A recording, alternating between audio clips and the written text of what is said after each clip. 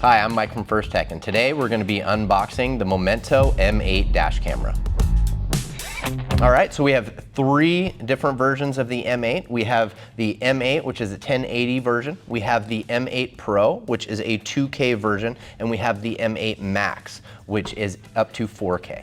So let's go ahead and dig in and see what comes in our Momento M8 Max. First,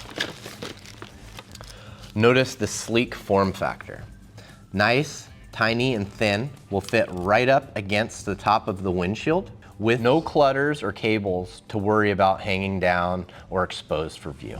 Built into the M8 is a Sony IMX image sensor. We have a GPS antenna, we have a Wi-Fi antenna. Only two small buttons that you're gonna see, one for Wi-Fi and one for manual recording.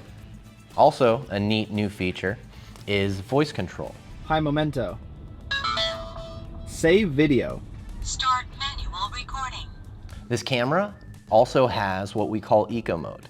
We utilize radar technology to provide up to a 90% power savings while your car is parked. So the camera comes with a pre-installed 64 gig micro SD card. This is capable of upgrading up to a 256 gigabyte card. So also included in the box is the rear camera. This is a 1080p camera, 2.5 millimeter jack. Make sure that's pointing towards your driver's side when you're mounting it on the window to have the correct orientation. It is fully adjustable, so depending on the angle of the windshield in which you're installing. Out of the box, the M8 Max is a 2-channel camera, front and the included rear. If you wanted to have a third channel, you can simply do a firmware update on your Momento M8 Max camera. This will scale back the resolution to a 2K resolution, accommodating that third channel should you want to add an interior camera. The M8 and M8 Pro offer 3-channel capabilities right out of the box.